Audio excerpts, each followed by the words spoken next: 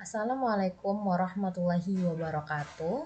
Saya Aisyah Rahma Nufaida dengan NPM C1C023070.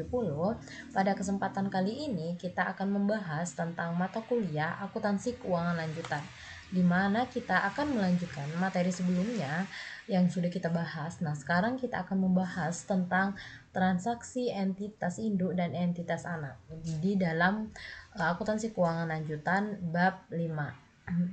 Nah, ketika kita membahas tentang entitas induk dan entitas anak, nah berarti di sini ada dua perusahaan yang saling beroperasi, di mana ada entitas induk yang beroperasi dengan operasi perusahaannya, begitu juga dengan entitas anaknya. Tetapi tidak menutup kemungkinan antara kedua entitas ini itu bisa saling terlibat dalam transaksi, bisa misalnya transaksi jual beli persediaan, transaksi jual beli aset tetap, dan juga transaksi pinjaman, di mana contoh perusahaan induk meminjamkan dana atau meminjamkan modalnya kepada entitas anaknya.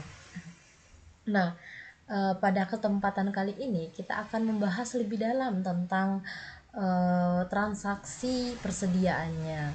Nah, di mana kita akan membahas terlebih dahulu, contohnya itu adalah PT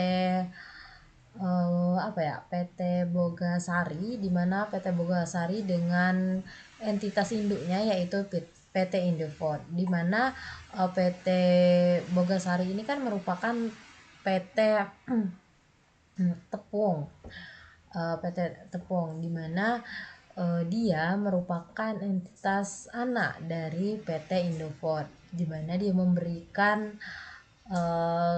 secara tidak langsung dan tidak menutup kemungkinan mereka melakukan transaksi jual beli persediaan kayak PT Noga, PT Bogosari itu menjual persediaannya berupa tepung kepada PT Indofood, di mana tepung ini merupakan bagian utama atau bahan baku utama dari pembuatan Indomie yang mereka kelola. Nah, gitu. Jadi untuk transaksi entitas induk dan entitas anak itu bisa saja terjadi. Nah, ketika selanjutnya saya akan menjelaskan terlebih dahulu nih tentang jenis-jenis transaksi antar entitas, di mana terdapat di buku itu di halaman 138. Di sini ada 3 jenis transaksi dalam suatu entitas. Yang pertama itu ada transaksi hulu atau downstream, di mana maksud dari transaksi hulu ini adalah di mana suatu transaksi dari entitas induk ke entitas anaknya. Contohnya kayak suatu perusahaan A merupakan suatu entitas induk, dia menjual persediaannya ke perusahaan B merupakan suatu entitas anak. Nah, ketika perusahaan induk menjual kepada entitas anaknya, itulah yang disebut dengan transaksi hulu atau downstream ini. Kemudian yang selanjutnya itu ada juga transaksi hilir atau upstream. Contohnya itu suatu perusahaan kecil, bukan perusahaan kecil, suatu perusahaan anak itu melakukan transaksi kepada perusahaan induknya, kayak contoh PT Nagosari tadi, dia melakukan penjualan persediaan kepada PT Indofood, di mana dia melakukan penjualan tepung kepada PT induknya yaitu PT Indofood. Itu merupakan transaksi hilir, yaitu dari entitas anak ke entitas induk. Selanjutnya itu yang terakhir, yang ketiga itu ada transaksi lateral. Nah, transaksi lateral ini adalah transaksi antar anak perusahaan. Nah, misalnya nih, perusahaan A merupakan perusahaan induk, perusahaan B merupakan perusahaan anak, dan C juga merupakan perusahaan anak. Dan antara perusahaan B dan C itu melakukan transaksi. Nah, transaksi ini yang dinamakan dengan transaksi lateral atau transaksi antar entitas anak gitu. Nah, untuk contoh agar lebih jelas, kita langsung saja ke contohnya, yaitu ada di halaman 140. Di sini dikatakan bahwa PT Palapa itu membeli 100% saham PT Samudra, di mana selama tahun 2020 terdapat transaksi penjualan persediaan oleh PT Palapa kepada PT Samudra sebesar 10 juta. Nah, di sini kita lihat nih PT Palapa. PT Palapa ini merupakan PT P. PT P itu merupakan entitas induk, di mana dia melakukan penjualan kepada PT Samudra selaku entitas anak. Nah, di sini berarti transaksi yang terjadi itu merupakan transaksi hulu atau transaksi downstream, yaitu transaksi dari entitas induk ke entitas anaknya. Kemudian kita lanjutkan dengan beban pokok penjualan yang dibutuhkan PT Palapa itu terkait transaksi penjualan sebesar 6 juta rupiah. Nah, di sini ada 3 skenario, di mana yang pertama yaitu seluruh persediaan yang diperoleh dari PT Palapa tadi itu telah terjual seharga 16 juta. Kemudian skenario yang kedua yaitu seluruh persediaan yang diperoleh dari PT Palapa tadi itu belum terjual sama sekali. Kemudian dari skenario yang ketiga yaitu sebesar 75% dari persediaan yang diperoleh dari PT Palapa itu telah terjual seharga 12%. Nah, berarti skenario 1 itu terjual sepenuhnya, yang kedua itu tidak terjual sama sekali, dan yang ketiga itu hanya terjual sebesar 75%. Nah, kita langsung masuk saja ke skenario yang pertama. PT Palapa selaku entitas induk itu menjual persediaan ke PT Samudra, yaitu PT entitas anaknya, di mana persediaan awal PT P itu membeli persediaan sebesar 6 juta dan dia menjual persediaannya kepada PT anak, entitas anaknya yaitu PT Samudra itu dengan harga 10 juta. Nah, kemudian PT Samudra ini ternyata menjual lagi persediaan ini, laku dijual sebesar 16 juta kepada PT non afiliasi. Nah, PT non afiliasi ini adalah PT yang di luar dari konsolidasian, artinya di luar dari konsolidasi antara PT Palapa dengan PT Samudra. Nah, kita masuk saja ke tabel, di mana itu dikatakan bahwa PT Palapa itu melakukan penjualan kepada PT Samudra, di mana persediaan atau beban pokok penjualan awal atau pembelian pertama PT Palapa itu sebesar 6 juta dan dia melakukan penjualan kepada PT Samudra sebesar 10 juta. Jadi di sini dia mendapatkan laba kotor atau keuntungan itu sebesar 4 juta rupiah. Nah, begitu juga dengan PT Samudra. Dia membeli dari PT Palapa itu sebesar 10 juta, kemudian dia menjual kepada PT lain atau PT non afiliasi, entitas non afiliasi sebesar 16 juta. Sehingga di sini dia mengalami keuntungan sebesar 6 juta rupiah. Nah,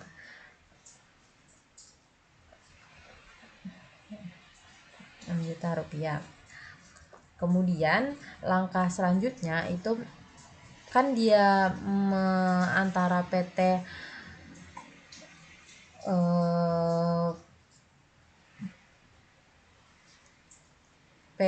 Palapa ke PT Samudra itu kan ada eliminasi sebesar 10 juta.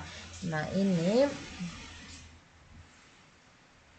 ingat, yang perlu kita ingat bahwa ketika perusahaan induk dan anak itu sudah melakukan konsolidasi, artinya suatu perusahaan induk dan anaknya itu sudah saling terikat atau satu kesatuan ekonomi, baik secara ekonomi, maka transaksi yang terlibat antara kedua belah pihak itu harus dilakukan eliminasi. Nah, di sini uh, dilakukan eliminasi sebesar 10 juta, di mana transaksi yang dieliminasi itu adalah transaksi jual beli antara PT Palopa dengan PT Samudra, di mana tadi tuh bisa kita lihat di dalam tabel skenario itu merupakan dia menjual sebesar 10 juta. Nah, ini harus kita eliminasi sehingga nanti hasil akhirnya itu 26 juta dikurangi atau dieliminasi dikurangi dengan 10 juta sehingga terdapat sebesar 16 juta lagi untuk penjualan. Begitu juga untuk beban pokok penjualan itu sebesar 6 juta, yaitu sebelum konsolidasi sebesar 16 juta itu dikurang dengan eliminasi yaitu 10 juta tadi sehingga dapatlah hasilnya sebesar 6 juta rupiah. Nah, kemudian langkah selanjutnya itu kita buat jurnal untuk jurnal eliminasinya tadi, di mana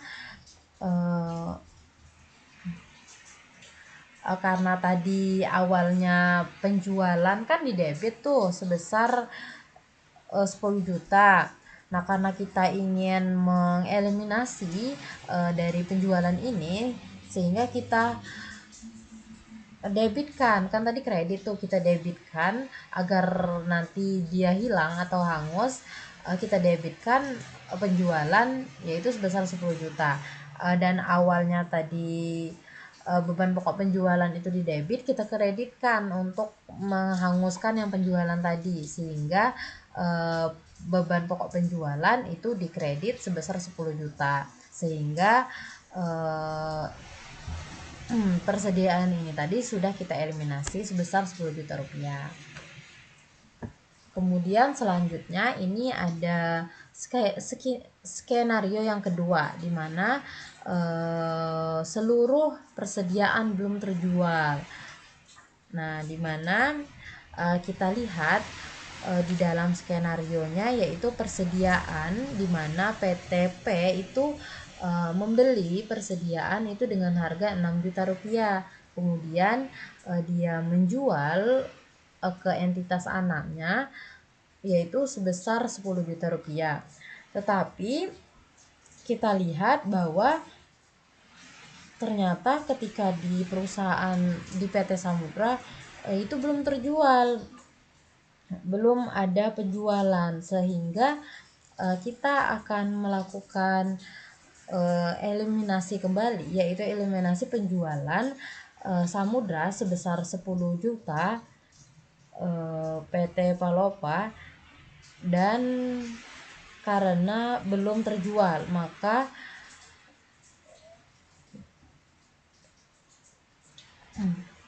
karena tadi penjualan yang dijual antara PT P ke PT Samudra itu sebesar 10 juta itu belum laku atau belum terjual, maka kita eliminasi yaitu sebesar 10 juta rupiah.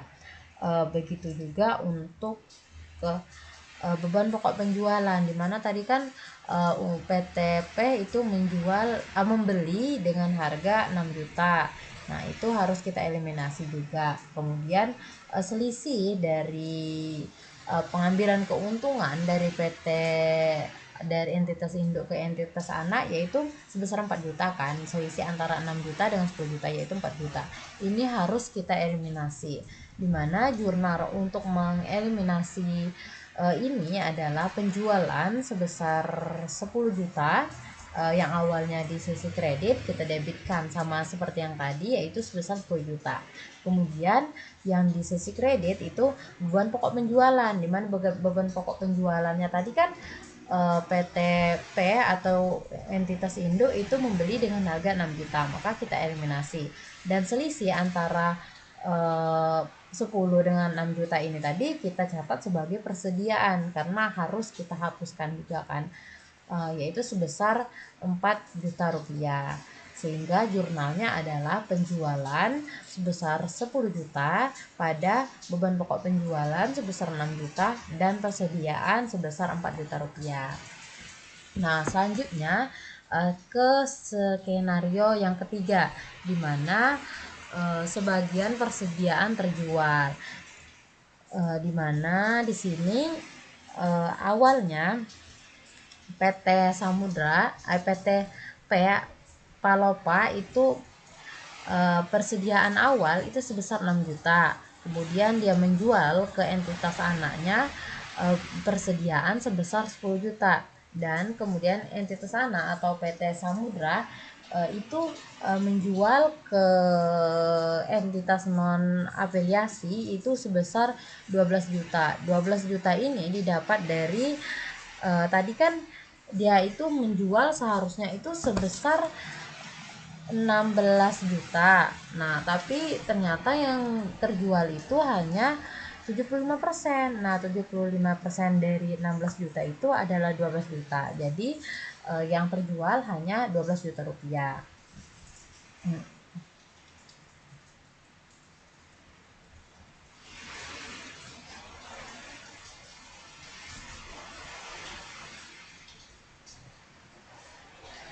Nah, kemudian kita melakukan eliminasi kembali. Kita lihat di tabel 5.3. Di sini persediaan dari PTP yaitu sebesar 6 juta kan. Kemudian dia melakukan penjualan ke PT S atau PT Samudra, PT entitas anaknya yaitu sebesar 10 juta. Nah, kemudian untuk PT Samudra itu karena hanya 75%, jadi yaitu sebesar 7.500.000 dari 10 juta. Kemudian dia menjual yang awalnya itu sebesar 16 juta karena hanya 75% yang terjual yaitu sebesar 12 juta rupiah. Kemudian sebelum konsolidasian sehingga penjumlahan antara penjualan PTP dengan PTS itu sebesar 22 juta. Kemudian untuk beban pokok penjualan yaitu 6 juta ditambah dengan 7.500.000 sehingga sebesar 13.500.000. Tapi perlu kita ingat tadi itu kan ada eliminasi tuh, eliminasi dari entitas induk ke entitas anak tadi kan sebesar 10 juta. Kemudian yang 9 juta itu kan kemudian kita harus mengeliminasi untuk yang 9 juta, di mana 9 juta ini didapatkan dari beban pokok yaitu sebesar 4.500.000 itu sehingga dieliminasi sebesar 9 juta karena kan 13.500.000 itu dikurangi 13.500.000 di mana sebelum konsolidasian itu kan ada 13.500.000 dikurangi dengan 4.500.000 keuntungan dari PT S tadi sehingga dapatlah hasilnya yaitu 9 juta. Ini harus kita eliminasi juga. Kemudian ada juga yang harus kita eliminasi itu sebesar 1 juta rupiah. Nah, langsung saja kita masuk ke jurnal eliminasinya yaitu sama seperti tadi yaitu penjualan di debit sebesar 10 juta. Kemudian untuk beban pokok penjualan yaitu 13.500.000 dikurangi dengan 4.500.000 sehingga dapat hasilnya 9 juta yaitu beban pokok penjualan kita kreditkan. Dan yang selisih antara penjualan dan beban pokok penjualan itu persediaan sebesar 1 juta itu kita kreditkan juga. Kemudian selanjutnya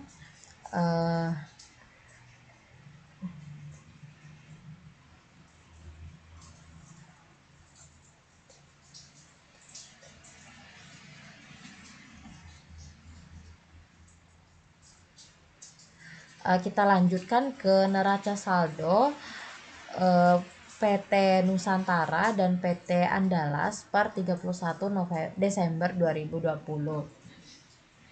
Di sini perlu kita lihat, yang pertama itu adalah di sini kita lihat di neraca saldonya itu ada akumulasi penyusutan dan akumulasi amortisasi. Nah, kedua akun ini berbeda.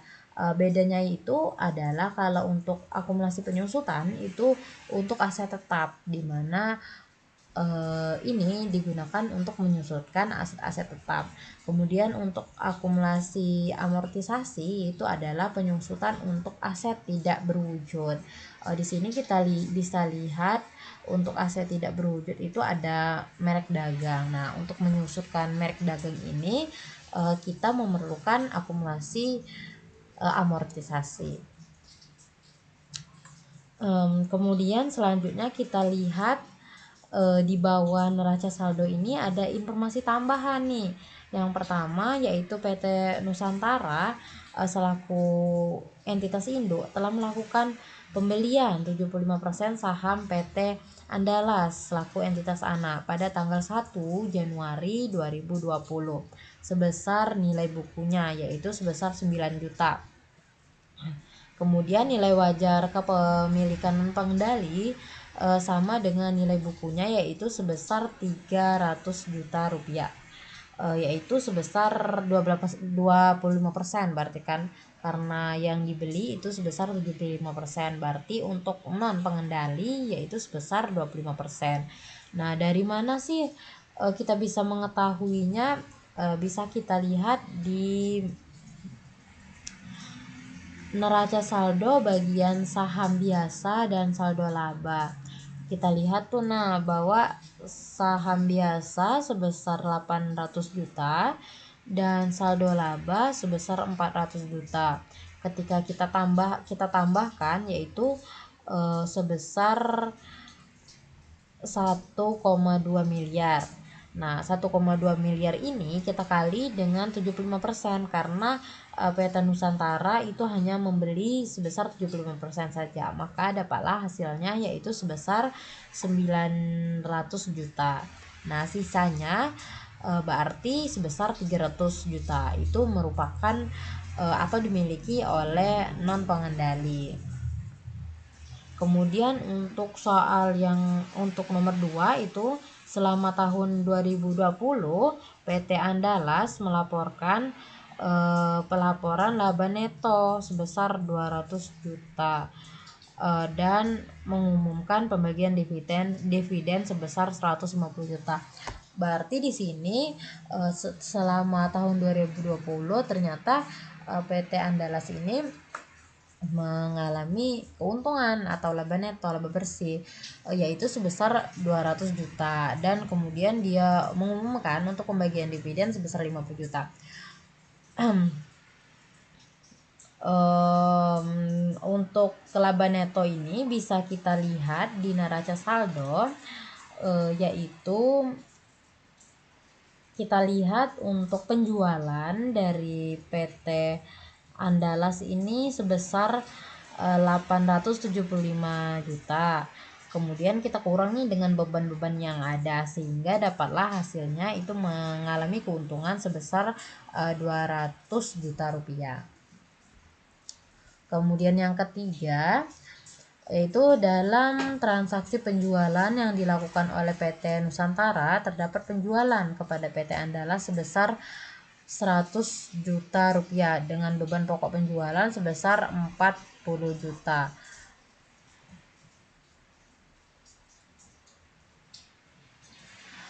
Ternyata PT Andalas ini PT Nusantara pernah melakukan penjualan kepada PT Andalas sebesar 100 juta rupiah.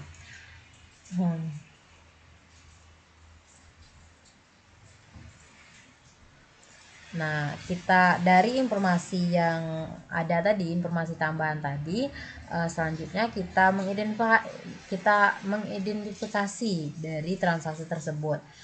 Kita lihat tadi kan transaksi yang pertama yaitu 1 Januari 2020. Maka kita akan melakukan pencatatan jurnalnya yaitu investasi pada PT Andalas pada kas. sebesar jumlah yang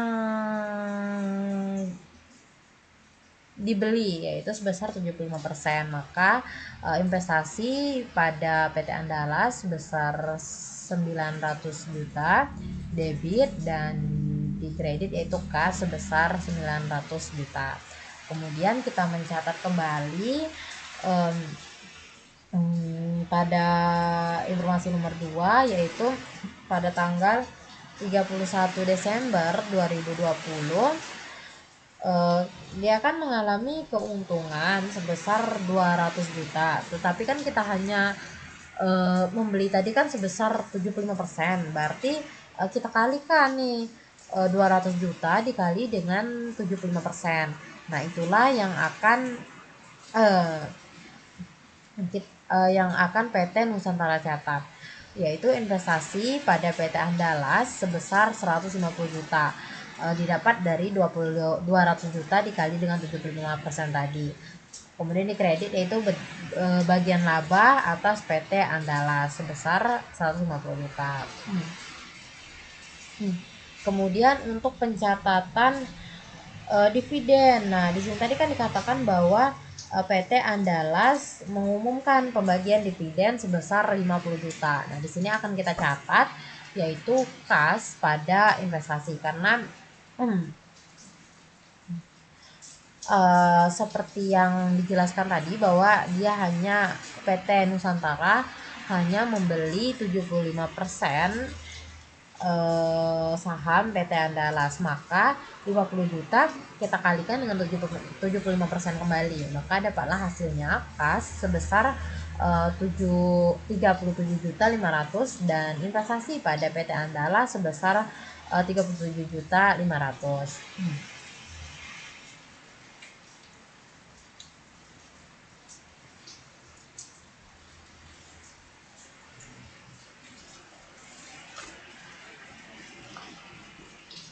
Kemudian di sini ada yang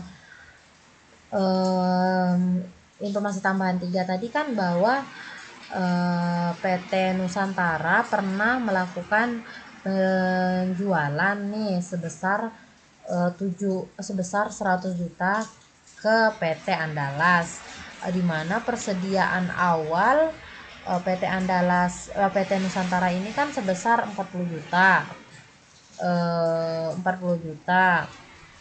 Kemudian dia melakukan penjualan kepada PT Andalas sebesar 100 juta, sehingga di sini ada keuntungan yaitu sebesar 60 juta, selisih antara persediaan awal sebesar 40 juta dengan penjualan sebesar 100 juta, yaitu mendapatkan keuntungan sebesar 60 juta.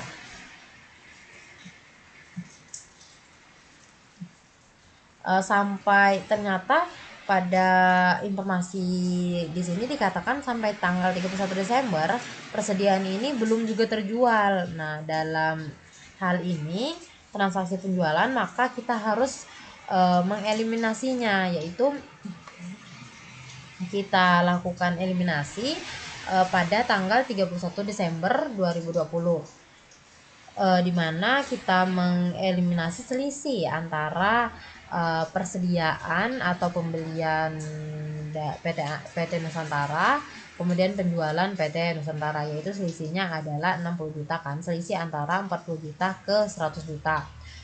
Nah, maka pada tanggal 31 Desember 2020 kita akan melakukan eliminasi, yaitu bagian laba pada PT Andalas di debit sebesar 60 juta pada investasi pada PT Andalas di kredit sebesar 60 juta rupiah.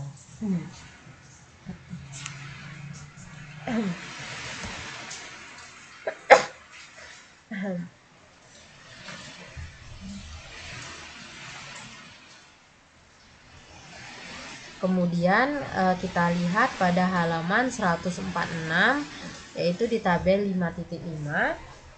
Di situ kita menentukan perubahan di mana membeli ke PT Andalas,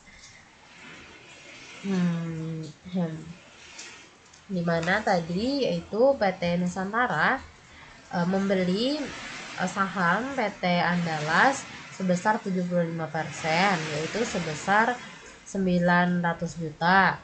Kemudian untuk laba neto, di mana tadi udah kita lihat dia mengalami, PT Andalas mengalami laba sebesar 200 juta, dikali dengan 75%, jadi dapatlah laba neto yaitu sebesar 150 juta. Kemudian ada dividen tadi Kak, PT Andalas mengumumkan pembagian dividen sebesar 50 juta. Nah, dikali dengan 75%, maka dividen mengurangi laba yaitu sebesar 30.500.000, sehingga dapatlah saldo akhir dari PT Andalas yaitu sebesar 1.012.500.000. Kemudian keuntungan belum terrealisasi yaitu sebesar 60 juta. Yang ini tadi yang kita catat tadi kan ada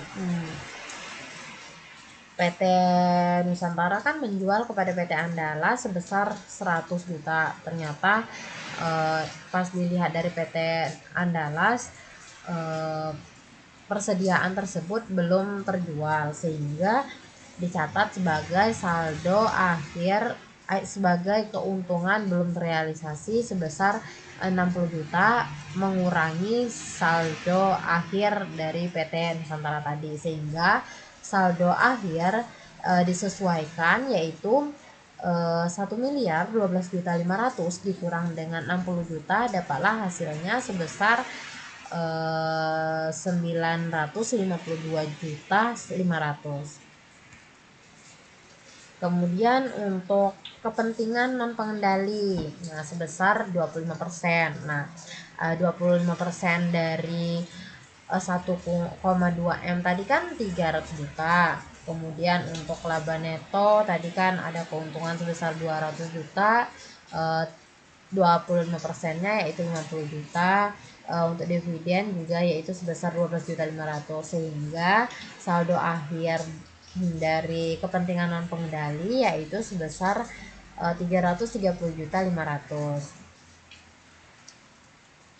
Kemudian ada saham biasa yaitu sebesar 800 juta, sehingga saldo laba yaitu sebesar 400 juta. Untuk laba neto yaitu sebesar 200 juta dan dividen sebesar 500 juta, sehingga dapatlah hasil saldo akhir sebesar 550 juta.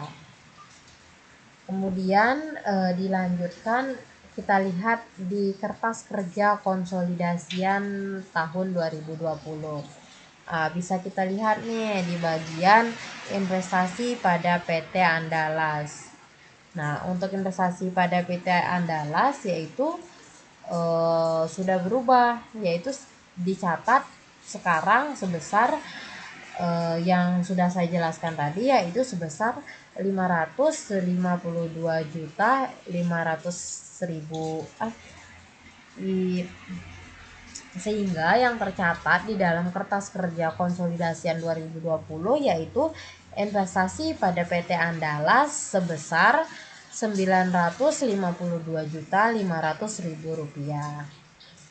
Kemudian kita lihat kemudian selanjutnya kita lihat di dalam neraca saldo per 31 Desember 2020 yang ada di halaman 151.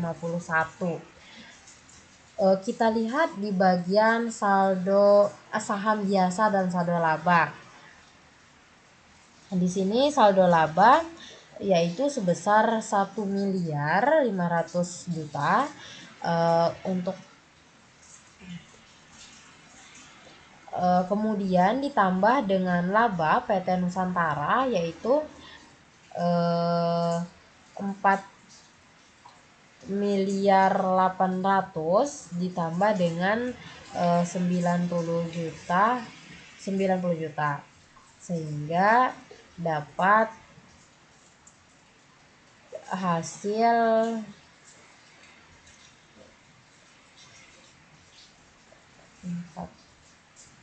1.500.000.000 di neraca saldo bagian saldo laba. Kemudian untuk laba PT Nusantara yaitu sebesar 690 juta. Kemudian ada dividen yaitu sebesar 300 juta, sehingga dapatlah saldo akhir yaitu sebesar 1.890 juta rupiah. Kemudian untuk PT Andalas yaitu di awal sebesar 400 juta, kemudian laba di mana dia tadi mengalami keuntungan atau laba neto sebesar 200 juta, dan ada pembagian dividen sebesar 50 juta, sehingga saldo akhir dari PT Andalas yaitu sebesar 550 juta rupiah. Kemudian selanjutnya kita ke kertas kerja konsolidasian tahun 2020 di tabel 5.11.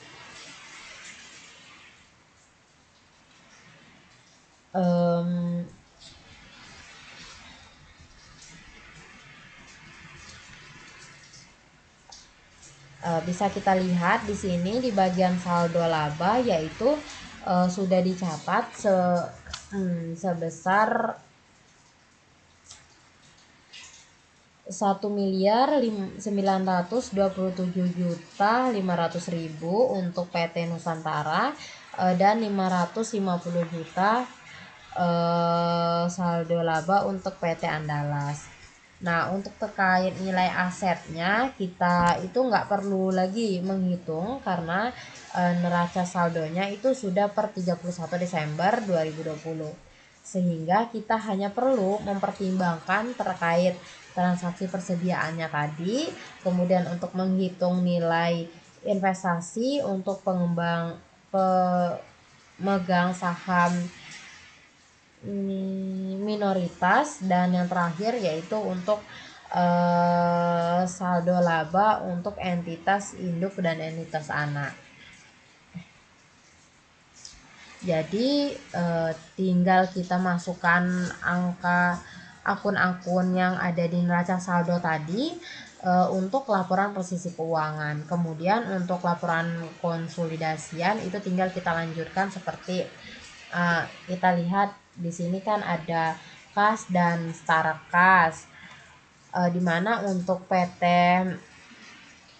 Nusantara yaitu sebesar 1.087.500.000. Itu kita tambahkan dengan PT Nusantara yaitu sebesar 600 juta, sehingga konsolidasiannya yaitu sebesar 1.687.500.000. Begitu juga untuk yang lainnya.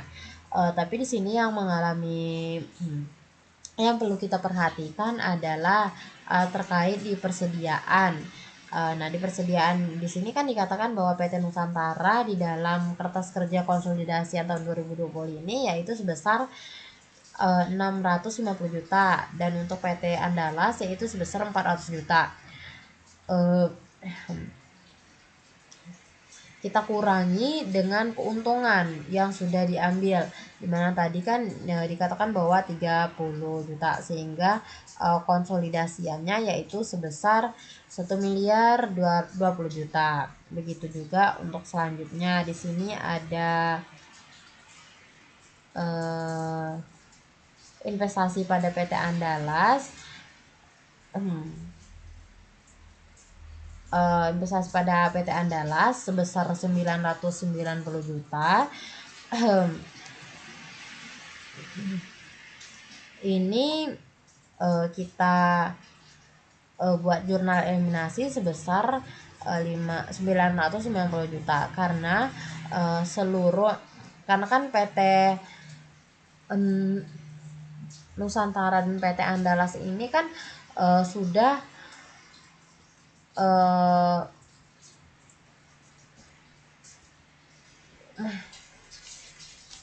su- sudah menjadi satu kesatuan, yaitu entitas induk dan entitas anak. Nah, karena sudah satu kesatuan, sehingga tidak ada lagi yang namanya investasian, sehingga kita dikosongkan di dalam konsolidasian, yaitu PT Nusantara pada investasi pada PT Andala sebesar 990 juta, dikurang dengan eliminasi karena kita sudah membuat jurnal eliminasi sebesar 960 juta, sehingga konsolidasiannya yaitu kosong. Kemudian selanjutnya ditotalkan, sama seperti penjelasan di bab-bab sebelumnya yang sudah kita bahas.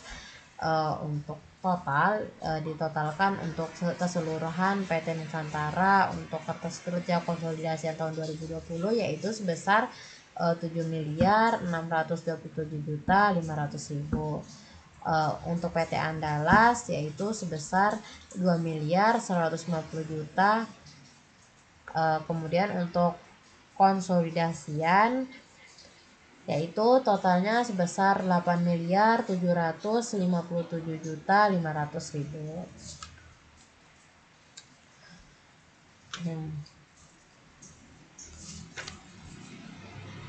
Kemudian di sini kita lanjutkan ke transaksi penjualan jasa.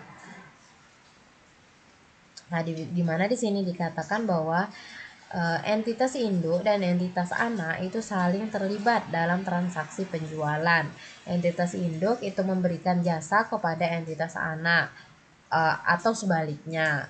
Entitas induk itu bisa memberikan jasa kepada entitas anak, dan entitas anak juga dapat memberikan jasa kepada entitas induknya. Seperti halnya dengan transaksi penjualan persediaan.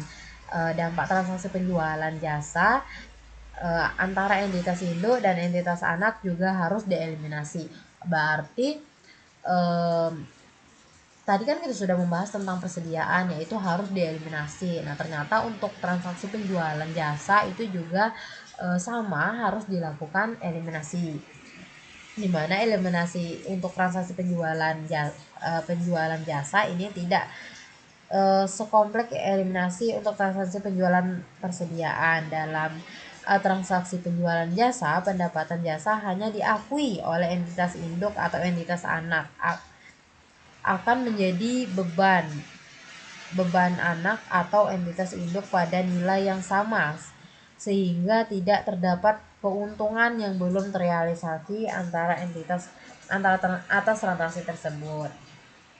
Oleh karenanya, eliminasi yang dibuat hanya menghapus akun pendapatan jasa dan beban. Berarti untuk transaksi penjualan jasa ini tidak sekompleks dan seribet untuk mengeliminasi transaksi penjualan persediaan yang sudah kita bahas sebelumnya. Untuk lebih memahami, kita langsung saja ke contohnya. Di sini pada PT Palapa, PT Induk memiliki 100% saham PT Samudra, PT entitas anak. Pada Desember 2020, PTP memberikan jasa perawatan mesin kepada PT Samudra sebesar 20 juta.